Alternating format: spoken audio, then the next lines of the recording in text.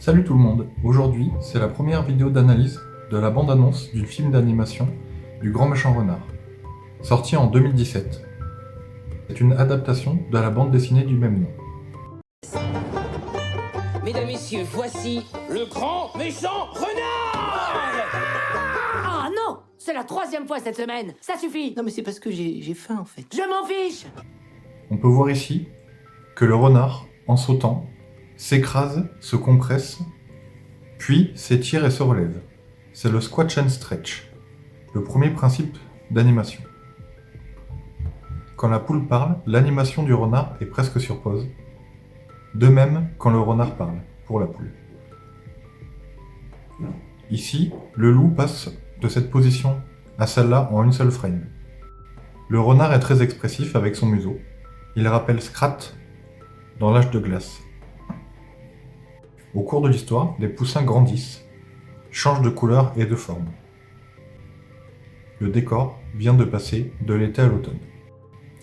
Quand les poussins sautent, ils subissent une grande déformation pour donner l'impression de vitesse. Quand le renard saute, il y a un ralenti au point culminant.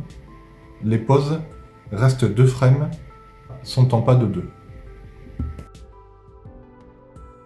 On avance encore dans l'histoire en passant l'hiver. Le renard décolle en 3 frames pour simuler la rapidité.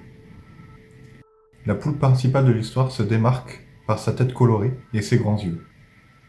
J'ai oublié de dire que le film est composé en 3 histoires. Ici, c'est la seconde histoire. Les personnages principaux sont le canard, le lapin et le cochon.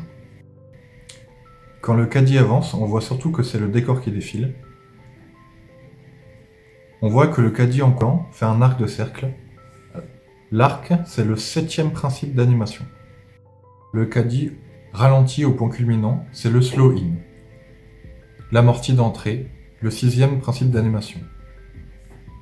Le cochon ici décolle. Décidément, il y a beaucoup d'animaux qui volent ici. Donc le cochon décolle, et en enchaînement, le renard retombe en quelques frames. Le poussin ferme les yeux juste avant que le renard arrive. C'est de l'anticipation, puisque juste après, il recule. Ici, le renard est tout déformé, c'est pour exagérer le mouvement. L'exagération est le 10e principe d'animation. Bonjour tout le monde, vous avez aimé le spectacle? Michel, est-ce que quelqu'un peut récupérer Michel? Je m'en occupe si tu veux. Ça ne me dérange pas du tout. Non mais ça va, hop là, regarde, hop, ah, il est parti!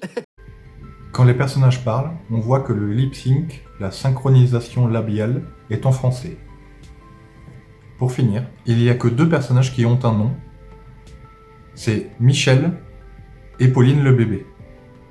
Il y a encore plein de choses à analyser et à apprendre de cette production. Merci d'avoir regardé la vidéo jusqu'au bout. A bientôt pour une prochaine vidéo. Et d'ici là, continuez à créer.